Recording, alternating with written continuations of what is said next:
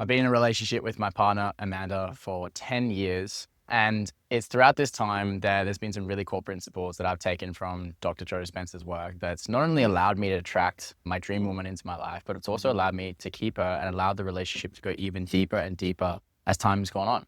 We've continuously allowed ourselves to stay in the honeymoon phase. And I'm going to share with you in this video some of the core Joe Dispenza principles I've been using throughout that time to help me do that so that you can start to apply it in your life. Now, when I first met Amanda when I was 21 years old, I was going through a transition period in my life where I was starting to step out of what I was doing for my job. I was in the corporate accounting world, and I was stepping into this version of me that was traveling and exploring the world. And one of the core principles that Joe lives by or preaches in his teachings is live from the vision, not the memory, right? So very often we're going into unconscious memories. We're allowing emotions from the past to dictate our future. And when I first met my partner, Amanda, I was traveling, I was on exchange. I was stepping into this vision I had for my life of traveling the world, doing the things that I loved and prioritizing passions over anything else. And during that time, I crossed paths with her and she had just finished her exchange program as well. She had just done an exchange journey to Scotland. So we both kind of aligned on this shared vision that we were living our highest lives, we were living the best version of ourselves. And I see this so often with people who are trying to date and find other people or find their matches. They're looking on dating apps or they're trying to like find their dream partner, but they're not living their dream life. They're not embodying the frequency of their future right here, right now. They're probably projecting out or operating from past conditioning that's causing them to attract other people who are at that level as well. And the relationship doesn't have the same spark and flame and connection because you haven't discovered that within yourself first. So one of the things that I take from Dr. Joe is when I'm showing up from the vision of the life that I want to have and I'm embodying that frequency now, it allows my relationship to take on a whole new flavor every single time. There's a new freshness, there's a new flavor that starts to come through because I'm always stepping into a new energy. There's versions of me that are always dying and shifting and changing. And if I can stay connected to what it is that I'm stepping into, rather than clinging to the old self and the old me that has all of this past stories and beliefs and energies that no longer serve who I want to be, by doing that, I allow my relationship with Amanda to step into a new energy as well. So there's this constant reinvention process that I've been taking on board over the last 10 years where that's allowed the relationship to continue to reinvent itself. So to do that, there's a constant examination of like, who do I no longer want to be and what am I stepping into? And in some of Dr. Joe's morning meditations that I have done for the last like 10 years, in those morning meditations, he invites you to think about who do you no longer want to be in your meditation. The reason he does that is because you get to bring more awareness to these thinking, feeling, and behaving loops or habits that are not serving this next phase of your personal journey and also the collective journey of your relationship. So every day, review that, reflect on that. Who do you no longer want to be, right? Because that's the thing you get to focus on and take responsibility for. And then if you're looking to attract your dream partner or you're looking to deepen the connection with your dream partner, it's who it is that you're stepping into that's going to allow that. So then reflect on that every single day. Who am I stepping into? What's the new way of thinking, new way of feeling, a new way of acting that's going to support my highest expression, that's going to support my highest purpose, and that's then going to fuel into the highest purpose of the relationship or whatever that may be for you. Releasing the old story of the relationship or what it means, like what my relationships were. You know, we carry around, like I carried around old stories from my first relationship with my mum and dad, right? We're all in and engaged in a first relationship with our primary caregivers, our mum and dad. And we adapt these attachment patterns or stories that we tell ourselves about what it means to give and receive love, right? So these attachment patterns are born out of that period of time. And overcoming the environment is something that Dr. Joe talks about, right, in his principles. And it's something that I started to reflect on because there was a period in my life where Amanda and I, she lived with my family and I lived with her family. And when she was living with my family, it was really tough because I noticed all of these old patterns creeping back in because my environment was unconsciously triggering these parts of me that were getting quite reactive. And it was kind of like causing dysfunction in our relationship. And I remember getting really clear on some of my meditations that like, no, I was wanting my environment to change. This during COVID in 2020 where I was stuck in Western Australia. We couldn't travel. And I was stuck living with my parents in a time where I was really wanting to explore and go out and do other things. And she was living with me. And I remember my mind wanting to see the environment change, going like, oh, everything's gonna be so much better when I'm just traveling with Amanda, or everything's so much better when we have our own place. But that was my mind looking for the external to change before I could change. And by doing that, I was actually blocking I was blocking the next level from coming in. I had to overcome the environment, right? And overcoming the environment might seem like a really hard thing for you right now, especially if you're in an environment with your partner that's not optimal. and you're struggling because you're repeating the same cycles, because the environment's unconsciously triggering these parts of you that maybe you don't like, right? Firstly, it's honoring that the environment is very, very powerful in the triggers that it can do. But if you're going to transcend to the next stage, you have to take on this principle that Dr. Joe says to transcend that, to overcome that. Because to overcome your environment gives you all your power back. That means nothing out there has power over you, okay? And when you can do that, you can be anywhere with your partner. And that was, for me, what I realized was one of the huge lessons I had to overcome during this time. Because after COVID ended, me and Amanda, we've been traveling the world for 3.5 years now. We've been in so many different environments, so many different energetic influences through living with other people and traveling to new cities and new countries. Had I not mastered the ability to tap into the frequency that I wanted to operate from, to be more responsive instead of reactive, and to do that in probably the most challenging of all environments, which is your parents, because your parents just, for some reason, trigger us more than ever because there's so much ingrained conditioning there.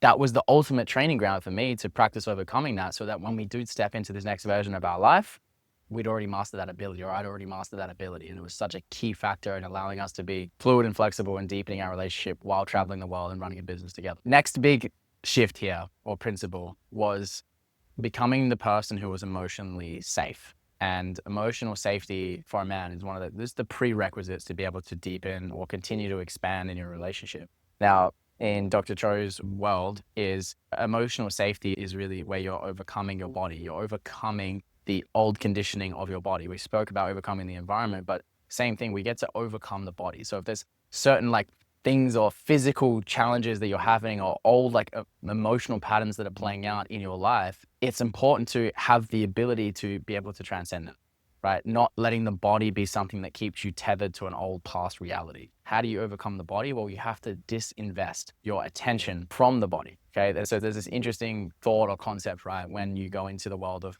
tapping into the quantum field or tapping into source energy or whatever, when for a period of time you close your eyes, you're putting your attention on the body, right? Because putting the attention on the body starts to amplify the energy of what's in the body. Now, if there is aspects of yourself that are in the dark, anger, shame, irritability, anxiety, the darker aspects of yourself, and I speak from the male perspective, the dark masculine holds energetic traits that, when unintegrated, creates a lack of emotional safety for females. I'm sure you've all felt that when you're around a man who hasn't done this work, who hasn't integrated these shadowy aspects, hasn't got in contact with his anger, and he's suppressing it. The nervous system picks up on it. The nervous system feels unsafe around it. So when going into this to transcend that through some of the meditation practices, when you sit in meditation and close your eyes and put your attention on the body, you're going to amplify what's back there. Now, if there's discomfort, if there's things in the dark, the initial phases of meditation are going to be really uncomfortable, because now you're choosing to look at it. You're not choosing to distract. You're not choosing to look at the phone. You're not choosing to watch sport on TV. You're actually choosing to look at what's in the dark. So it's expected that it's going to be really uncomfortable for a short period of time. But what I've noticed, the more I do that and have a practice where I'm closing my eyes, taking my attention off out there and putting it on what's on in here, so I can allow what's in the dark to come into the light, and it gets dissolved and transcended through my conscious awareness, what ends up happening is the body gets transcended, and then a new energy starts to get absorbed. So when you start to put your attention on the space around your body, now all of a sudden you're pulling energy in from everything that's around us, right? And the principle of quantum dynamics or quantum mechanics, there's energy cannot be created nor destroyed. It's everywhere. There's infinite energy available at all times. So when you take your attention off these parts of your body that are consuming or sucking energy, which are these survival emotions of anger, sadness, grief, shame, that are stuck in these first three energy centers, which are sucking so much energy and life force from you when you don't look at them, which is creating the lack of emotional safety in a relationship that then turns into more arguments and more reactivity, playing out these unconscious patterns that just create distance in the relationship. When you take responsibility for feeling and processing through that, well, the life force that's trying to circulate conscious, again, Joe Dispenza's work, there's a torus field around the body. Life force is trying to move up the spine and circulate back down in this harmonious rhythm where energy is able to flow and circulate. When you've done the work to open up those channels, now you're an energy creator. Now you're a creator, not a victim of your reality. Now you're pulling and absorbing energy. Your frequency is going up. And very often, you don't necessarily need to change what you're doing in the relationship. It's just how you're doing it. You don't need to change what you're saying. It's how you're saying it. So when you access this new energy, all of a sudden, your partner, your friends, your family start treating you different because you're projecting out a new energy. Your heart is now open. Energy for men, it is absorbs through the heart. As men, we have a receptive pole up here. So when our heart's open, a man's heart's open, he pulls in so much energy, then he has so much more to give in an intimate relationship. That's what I found from the energetic exchange. When I'm able to give more from my lower centers and I'm pulling more energy in from my heart, you're then able to support your woman in opening so much more deeper into herself. Right. So the female is, the man can be like the lightning rod to awaken her sexual energy even more when he's got that energetic availability or he's absorbing energy in this way. So this is where it's like transcending the old emotions that are stuck in the body, lower three centers. You develop the emotional safety to be able to awaken her in far, far deeper ways. And that for me, throughout the 10-year relationship with Amanda, has been the thing that's allowed us to go to deeper and deeper levels, because I'm amazed at how much energy gets to circulate between us and how much fun we get to have from doing that. So we'll expand on the last principle, which was transcending the body. And we'll talk about the heart coherence principle, where we're starting to connect with the heart. We're starting to create an electromagnetic signature in the body where, you know, over time, the more you can start to create safety in the body and the more you can start to create coherence in the heart, the people around you, and specifically your loved one, starts to pick up on this coherence.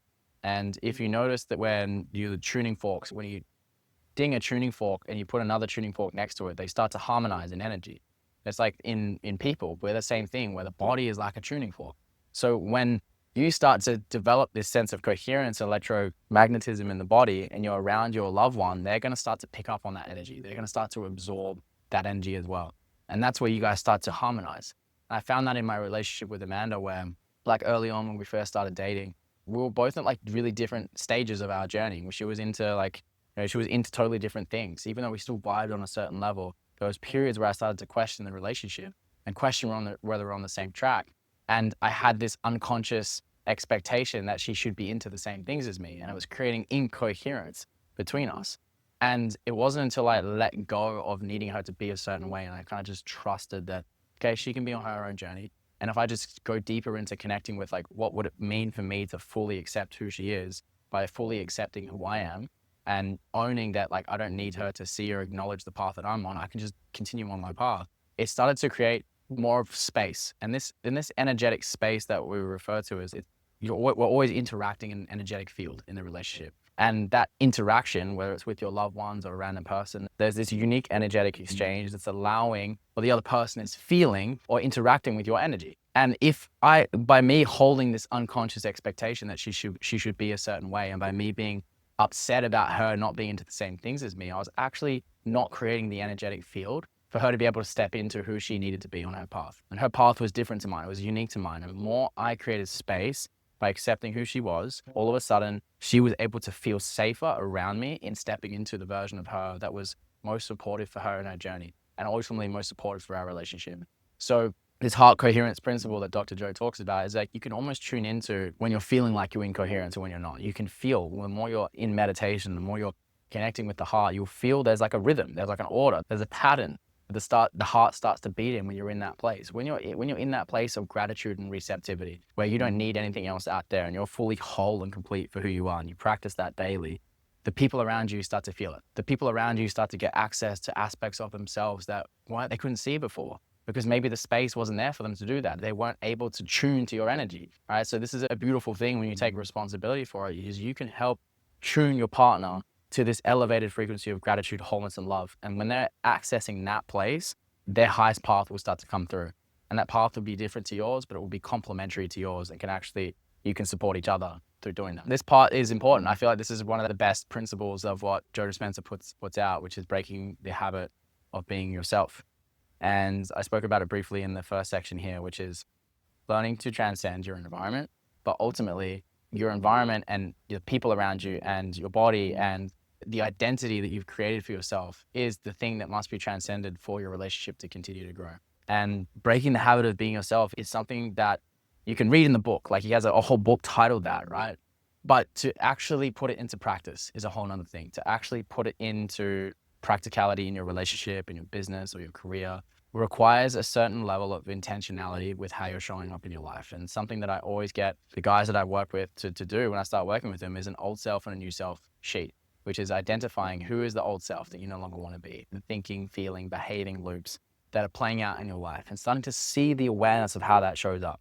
Because breaking the habit of being yourself means like identifying the subconscious beliefs that are stuck inside of the body that are connected to the emotional patterns from the past. And the more you can start to become aware or see these patterns, the more you can interrupt them. The moment you see them, you can interrupt them. And for me, for so long, there was like so many of these subconscious beliefs that I was holding that was almost like blocking my growth in certain areas of my business. That was also blocking my growth in my relationships. There was they were all interconnected on some level. So through coaching or through having someone to shine the light on these old patterns, you can almost have these like paradigm shifting moments in life. And yeah, you can do that through meditation. You can do that through like going deep into meditative practices like what Joe recommends in some of his teachings. But what I found is like that wasn't necessarily practical all the time. It wasn't always practical to meditate for 1 to 2 hours every single day. What was practical for me though was to have a coach or have someone that could give me feedback, to be like, hey man, how do you think I'm showing up right now? Like, what are you seeing in me? Like in terms of like how I'm relating or how I'm leading in business. And the more you can get that direct feedback from, could be a coach, could be a therapist, could be a friend, could be a mentor. The more you're getting that feedback, the more you can see. Remember, we can't intervene in a world that we can't see. We can't intervene and override the old self if we can't actually see the patterns playing out. It's on an unconscious level or subconscious level. So the more you can see the subconscious programming at play, the more you can go in there and start to consciously decide, who is it that you want to be? Who is it that you're stepping into? And there was a scenario probably about 2 years ago now where my relationship with Amanda was on the rocks. We were struggling. There was distance between us. We were apart for 3 months and kind of like assessing whether we were going to stay together. And I realized there was this pattern that was playing out in my life where I'd got complacent in the relationship. I'd allowed my old self to come back in through, and this is so common in relationships where you've been together for a period of time, you pass the honeymoon phase, and you allow all the old reactive patterns that maybe are still lingering from childhood or lingering from past relationships to creep back in, right? The man's not leading, the man's not creating structure, the man's not initiating enough in the relationship, and the man and the woman become, almost like diluted in their polarity. And that was happening to me in this scenario with Amanda, where I'd gotten passive. My business was pulling so much of my attention. I wasn't showing up for her in the way that was needed. I wasn't meeting her emotional needs. I wasn't creating structure in her life. And it's such a core masculine trait that's necessary to support the polarity. But when I fell back into these unconscious habits, I wasn't aware that it was happening. We had time apart. We had 3 months apart. And I remember deciding, and I remember reading a book called The Masculine in Relationships by a guy called G.S. Youngblood that helped me see a lot of the ways that I needed to show up in the relationship that I wasn't doing. And I started to get a blueprint for this new self. So when you can see what it is that you want to step into, and another way to help do this is like, think about how would your relationship be 1 year from today? Like what's the ideal version of the relationship you want to have or deepen with the person you already have? What does it look like 1 year from today? How are you showing up for them? What does it feel like? What kind of things are you prioritizing together? How do you normally communicate in that scenario and in that vision? And you can help with that with what kind of things will you have. Will you be traveling somewhere? Will you have like a beautiful home? Will you be driving a nice car? Stepping into the vision of who you're going to be can help you reverse engineer the process to identify right now what it is that you need to step into, because you must step into it right now. You can't wait for the external to change. You have to identify who you're going to be, and today start to embody that energy. And the better or the clearer you are on that roadmap of what it is you're stepping into, the easier it gets to be for you to not only break the old self, but step into the new self, right? And almost remember who you need to be. And our daily practice, a daily ritual is remember who are you stepping into? Remember your future now. So books that can help you do that is again, if you're a guy in a relationship, The Masculine Relationship is a great book to check out. But start to design the blueprint of like right now, what do you need to prioritize? What do you need to do more of? What do you need to do less of in your life? And that alone, not just through meditation and a coach, that is in the day-to-day practices of making decisions that align with your future, comes back down to that. Are you going to step into the old self? Or are you going to step into the new self? Are you going to react the way you used to react, or are you going to respond in a way that's congruent with this healthy masculine energy or this healthy feminine energy that you're stepping into? So the final point here that I'll mention that is a really great thing that Dr. Joe shares, and I've been to 3 of his retreats and I've practiced his meditations for the last 8 to 9 years. And I feel like it's really helped me step into this energy of feeling wholeness without needing my relationship to give that to me. It's something that I see so many people do in their relationship, is unconsciously think or expect that their partner's there to make them happy. But that's not the purpose of the relationship. The purpose of the relationship is to help you become more aware of the ways in which you're not loving yourself, or become more aware of the areas where you're not loving yourself unconditionally.